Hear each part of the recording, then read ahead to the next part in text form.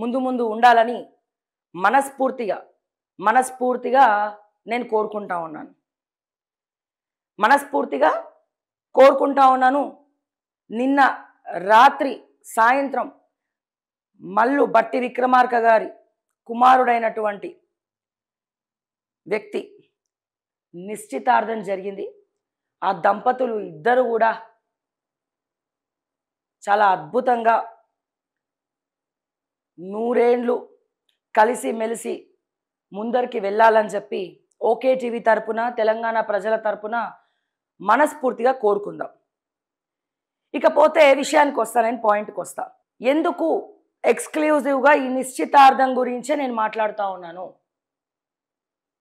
ఒక జర్నలిస్ట్గా, ఒక ఇండియన్ సిటిజన్గా, తెలంగాణ ఓటర్గా మన రాజ్యాంగం కల్పించినటువంటి హక్కు వాక్ చాతుర్య స్వేచ్ఛ అండ్ అలాగే ప్రశ్నించడం మన దేశంలో మన మట్టిలో పుట్టిన ప్రతి ఒక్కరికి కూడా ఈ సిస్టమ్ గురించి, గవర్నమెంట్ ఆఫీసుల గురించి, స్కామ్ల గురించి, ఈ రాజకీయ నాయకులు చేసినటువంటి దౌర్జన్యాల గురించి ప్రశ్నించేటువంటి హక్కు ప్రతి ఒక్కరికి ఉంది అని భావిస్తూ, అందులో నేను కూడా ఒకదాన్నే అని మీ అందరికీ కూడా గుర్తు చేస్తూ, ఈరోజు ఒక జర్నలిస్ట్గా మాత్రమే కాదు, ఒక తెలంగాణ ఓటర్గా, ఒక తెలంగాణ బిడ్డగా నేను బట్టి విక్రమార్క గారిని, అలాగే ఈ నిశ్చితార్థ వేడుకకు హాజరైనటువంటి మా కేబినెట్ మంత్రులను, ముఖ్యంగా మా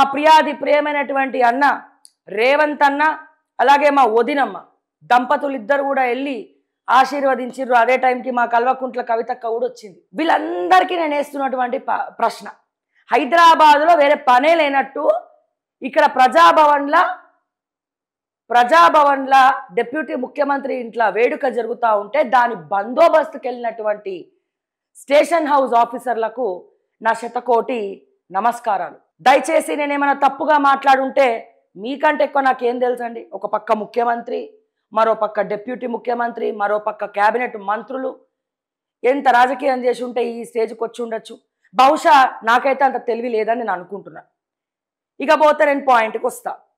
జనరల్గానే తెలంగాణ ప్రజలారా, ఇది రాహుల్ గాంధీకి కూడా నేను లేఖ రాయబోతున్నా. ఓకే, అండ్ అలాగే